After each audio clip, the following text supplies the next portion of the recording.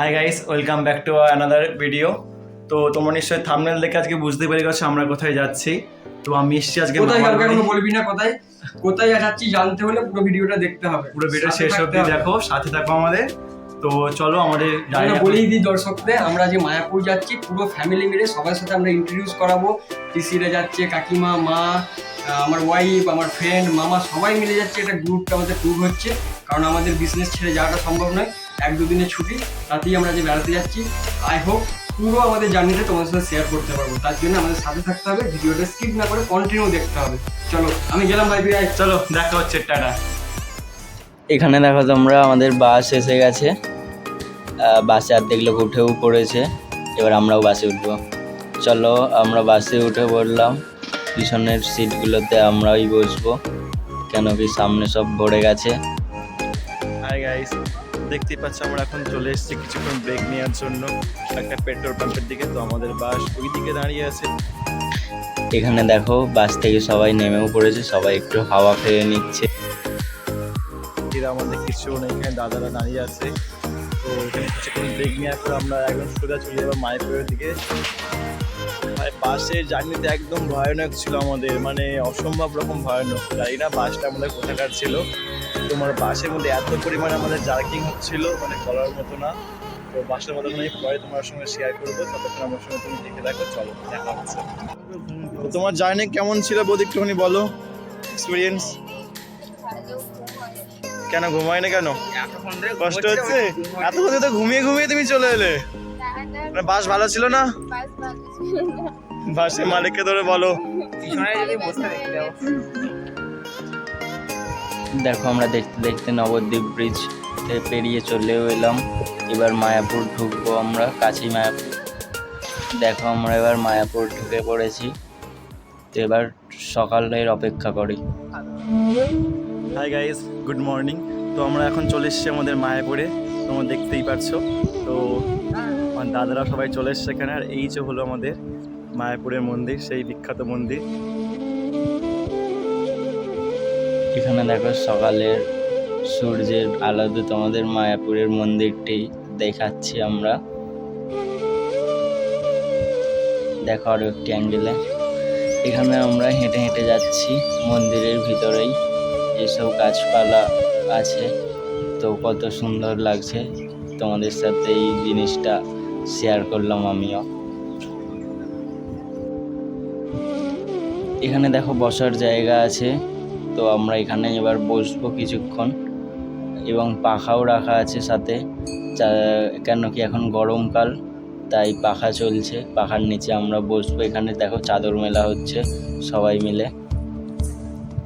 এই দেখো আমার দাদা উঠেও পড়লো। তো এইখানে দেখো সকল গাছের মধ্যে এখানে একটি সব থেকে বড় কদম গাছ আছে, যার তলায় আমরা বসে শান্তির হাওয়া পাচ্ছি এবং সাথে ছায়াও পাচ্ছি অনেক। এখানে দেখো গরুর গাড়ির দেখা পেয়ে গেলাম আমরা, কত সুন্দর লাগছে। দেখো গরুর গাড়িতে আবার চড়ে মানুষও যাচ্ছে অনেক সবাই। তো দেখতে খুবই ভালো লাগছে আমাদের, অনেক দিন পর দেখলাম। এখানে এটা হচ্ছে মায়াপুরের ভিতরেই 3D একটি সিনেমার মতো দেখায় এরা। এটি হচ্ছে সেটি। এখানে আমরা যাইনি, বাইরে থেকেই, তাই তোমাদের দেখিয়ে দিলাম। দেখো ভিতর থেকে মন্দিরটি আরেকবার তোমাদের দেখানো হচ্ছে, কতই বড় মন্দিরটি দেখাচ্ছি। এবং সবার, আমাদের বাঙালিদের গর্ব এই মন্দিরটি। এটি হচ্ছে মন্দিরটির আরেকটি ভাগ, এটিও মন্দিরটির সাথে যুক্ত। এটা বলা চলে পুরনো মন্দির। এবার আমরা যাচ্ছি এখান দিয়ে, যেখানে খাওয়াই সেখানের দিকে। এই রাস্তাটা দিয়ে আমরা যাচ্ছি।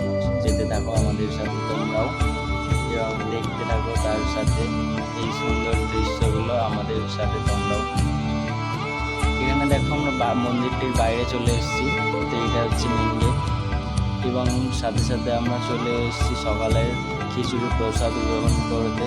দেখো এখানে সব লাইন করেছে সকালের প্রসাদ পাওয়ার জন্য। এখানে বসে আমরা প্রসাদ পেয়ে নিচ্ছি, সাথে তোমরাও দেখতে থাকো আমাদের সাথে। Hi guys. তো আমরা খাওয়া দাওয়া করে এইমাত্র আসলাম। তো তোমার এখন বাজে হচ্ছে সকাল 10:38। তো এখানে সকাল 9টার সময় অন্নদান করা হয়। অন্নদান বলতে এখানে তোমার খিচুড়ি ভোগ আছে সম্পূর্ণ বিনামূল্যে, প্রসাদ বলতে পারো। তো এরপর আমাদের কুপন কাটা হয়েছে তোমার দুপুরের খাবারের জন্য। তো চলো দুপুরের খাবারে কি কুপনেরা যায় দেখা যাক। ততক্ষণ আমার সাথে তোমার সঙ্গে থাকবো, দেখতে থাকি, চলো। তো চলো এবার তোমাদেরকে নিয়ে চলে এলাম গোশালার মধ্যে। এখানে সব গরুগুলি আলাদা আলাদাভাবে রাখা আছে। গরুর সাথে এখানে মোষও আছে, যেহেতু গরু শ্রীকৃষ্ণের খুব পছন্দের একটি প্রাণী বা জীব বলতে পারো। তো চলো এখানে গরু তো আমাদের দেখা হয়ে গেল, এবার চলো বাইরেটা একটু দেখে আসি আমরা। সঙ্গে থাকো এবং দেখতে থাকো আমাদের সাথে তোমরাও। তো আমরা এখানে বাইরেটায় চলে এসেছি, একটুখানি বাইরেটার পাশে আশেপাশে ঘুরতে। প্রচন্ড গরম এখানে। আমরা এই গরমের মধ্যে এখন অব্দি মায়াপুরের সমস্ত মন্দির ঘুরে যাচ্ছি। কোথায় কি মন্দির টন্দির আছে তোমরা দেখো। হয়তো হালকা করে বুঝতে হবে এখানে একটা মন্দির আছে, বুঝতে পারছো? এই দেখো, আর বাইরে টেম্পারেচারটা একদম মানে 50 ডিগ্রি টপকে গেছে টেম্পারেচার, এতটাই গরম আছে।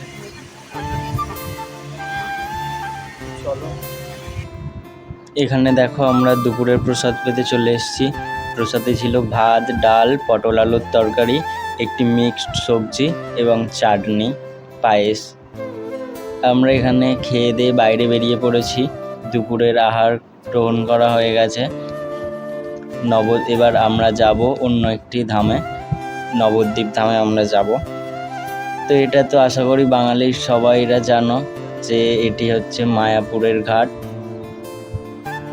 এবং আমাদের লঞ্চে চড়ে পড়েছি আমরা। এখন আমরা নবদ্বীপের পথে যাচ্ছি, গঙ্গা পার হচ্ছি আমরা। এই যে দেখো আমাদের বাড়ির লোক সবাই হাই করে দিচ্ছে ক্যামেরার মাঝে। এই দেখো দূর থেকে মায়াপুর ছেড়ে যাচ্ছি আমরা, মন্দিরটিকে পিছনে ফেলে এগিয়ে চলেছি নবদ্বীপের পথে আবারও। তো আকাশটা একটু মেঘলা মেঘলা করে এসছে, বিকেল হয়ে যাচ্ছে। তো দেখো এটা হচ্ছে চৈতন্য মহাপ্রভুর জন্মস্থান। এটি হচ্ছে 60 ফুটের একটি চৈতন্য মহাপ্রভুর মূর্তি তৈরি করা হয়েছে।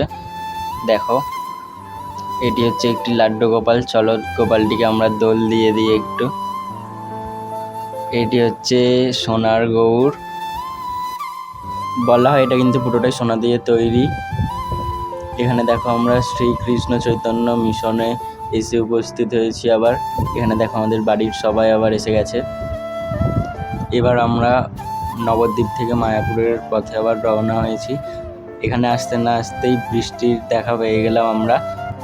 তাহলে চলো শ্রীকৃষ্ণের নাম করে এখানে আমাদের ভিডিওটি শেষ করা যাক, এবং আস্তে আস্তে আমরাও বাড়ির দিকে রওনা হই। তাহলে আমাদের এই ভিডিওটি ভালো লাগলে সবাই একটি লাইক করে দিও এবং রাধে রাধে কমেন্ট করে দিও।